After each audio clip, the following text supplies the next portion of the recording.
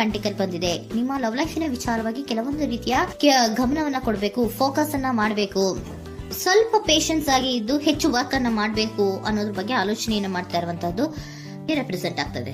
ನಿಮಗೆ recent past ಅಲ್ಲಿ 4 of wands, 8 of pentacle, 8 of wands ಬಂದಿದೆ.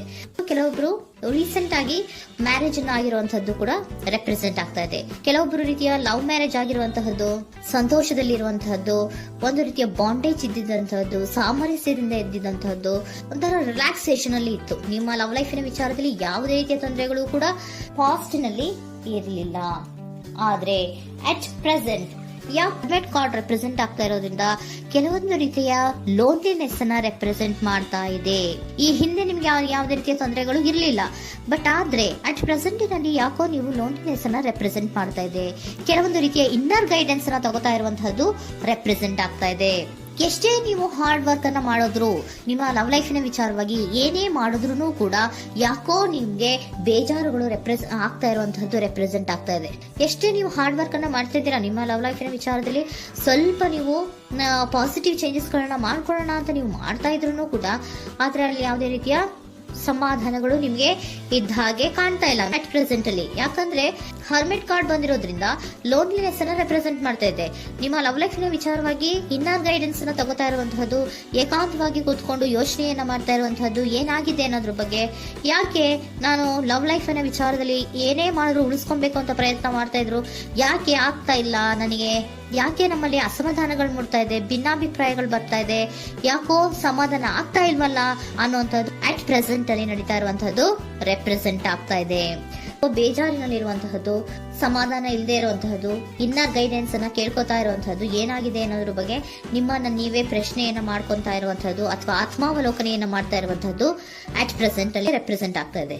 ಇಮಿಡಿಯೇಟ್ ಫ್ಯೂಚರ್ ಏನು ಹೇಳ್ತಾ ಇದೆ ನಿಮ್ಗೆ, ಯಾಕೋ ನೀವು ಟ್ರ್ಯಾಪ್ ಆಗಿರುವಂತಹದ್ದು, ಸಿಕ್ಕಾಕೊಂಡಿರುವಂತಹದ್ದು ರೆಪ್ರೆಸೆಂಟ್ ಆಗ್ತಾ ಇದೆ. ಫೀಲಿಂಗ್ ಗಳಲ್ಲಿ ಸಿಕ್ಕಿ ಬಿದ್ದಂತಹ ಭಾವನೆಗಳು ನಿಮ್ಗೆ ರೆಪ್ರೆಸೆಂಟ್ ಆಗ್ತಾ ಇದೆ. ಯಾಕಂದ್ರೆ ಏನ್ ಮಾಡ್ಬೇಕು ಗೊತ್ತಾಗ್ತಿಲ್ಲ, ಹೇಗ್ ಮಾಡ್ಬೇಕು ಗೊತ್ತಾಗ್ತಿಲ್ಲ, ಹೇಗ್ ಮುಂದಕ್ಕೆ ಇಡಬೇಕು ಗೊತ್ತಾಗ್ತಿಲ್ಲ. ಪ್ರೆಸೆಂಟ್ ಅಲ್ಲಿ ನೀವು ಏನೇ ಪ್ರಯತ್ನ ಮಾಡಿದ್ರು ಏನು ಮಾಡಕ್ ಆಗ್ತಾ ಇಲ್ವಲ್ಲ, ಯಾಕೋ ನನ್ನ ಕೈಲಿ ಏನು ಮಾಡಕ್ಕೆ ಆಗ್ತಾ ಇಲ್ವಲ್ಲ, ಏನ್ ಮಾಡ್ಬೇಕು, ಯಾಕೋ ನಾನು ಮೂವೇ ಮಾಡಕ್ ಆಗ್ತಾ ಇಲ್ವಲ್ಲ ಅನ್ನುವಂತಹ ಆಲೋಚನೆಯನ್ನ ಮಾಡ್ತಾ ಇರುವಂತದ್ದು ರೆಪ್ರೆಸೆಂಟ್ ಆಗಿದೆ. ನೈಟ್ ಆಫ್ ಸೋರ್ಟ್ಸ್ ಬಂದಿದೆ. ನೀವೇನೋ ಆಕ್ಷನ್ಸ್ ಅನ್ನ ತಗೊಳ್ದೇ ಇದ್ರೆ ಇಮಿಡಿಯೇಟ್ ಅಲ್ಲಿ ನೀವೇನಾದ್ರೂ ಆಕ್ಷನ್ಸ್ ಅನ್ನ ತಗೊಳ್ಳೋದ್ರ ಕಡೆಗೆ ಹೆಚ್ಚು ಗಮನವನ್ನ ಕೊಡಬೇಕಿತ್ತು.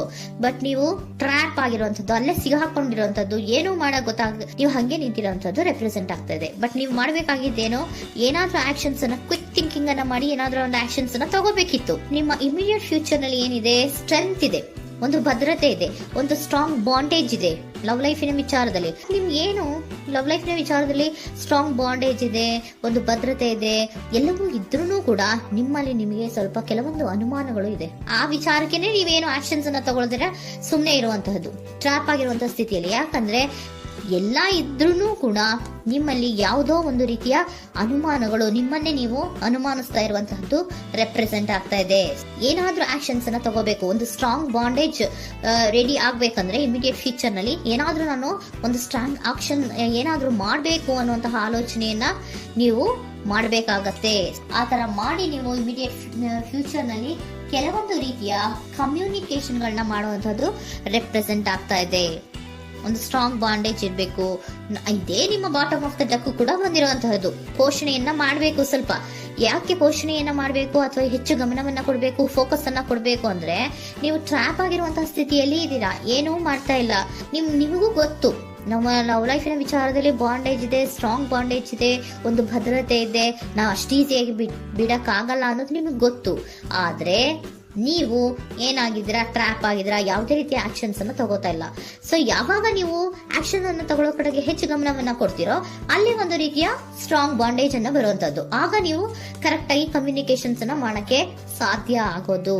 ಏಂಜಲ್ ಗೈಡೆನ್ಸ್ ಏನ್ ಕೊಡ್ತಾರೆ, ಇಫ್ ಯು ಬಿಲೀವ್, ನಿನಗೆ ನಂಬಿಕೆ ಇದೆಯಾ, take A action. Angel guidance ನಿಮ್ಗೆ ಏನ್ ಕೊಡ್ತಾ ಇದೆ, ನಿಮ್ಮ ಪ್ರೀತಿ ಮೇಲೆ ನಿಮ್ಗೆ ನಂಬಿಕೆ ಇದೆಯಾ, ಟೇಕ್ ಆಕ್ಷನ್. ಆಕ್ಷನ್ ಅನ್ನ ತಗೊಳ್ಳಿ, ಮುಂದೆ ಬನ್ನಿ.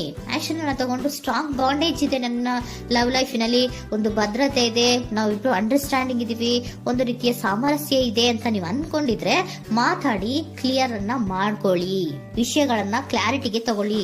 ಯಾವಾಗ ನಿಮ್ಮಲ್ಲಿ ನಿಮ್ಗೆ ನಂಬಿಕೆ ಇದ್ರೆ, ಇಫ್ ಯು ಬಿಲೀವ್, ನಿಮ್ಮನ್ನ ನೀವು ನಂಬಿದ್ರೆ ನೀವೇನ್ ಮಾಡ್ಬೇಕು, ಟೇಕ್ ಆಕ್ಷನ್ಸ್ ಅನ್ನ ತಗೊಂಡು ಮುಂದೆ ಬರಬೇಕು ಅನ್ನುವಂತಹದ್ದು ಏಂಜಲ್ ಗೈಡೆನ್ಸ್ ನಿಮ್ಗೆ ಕೊಡ್ತಾ ಇರುವಂತಹದ್ದು.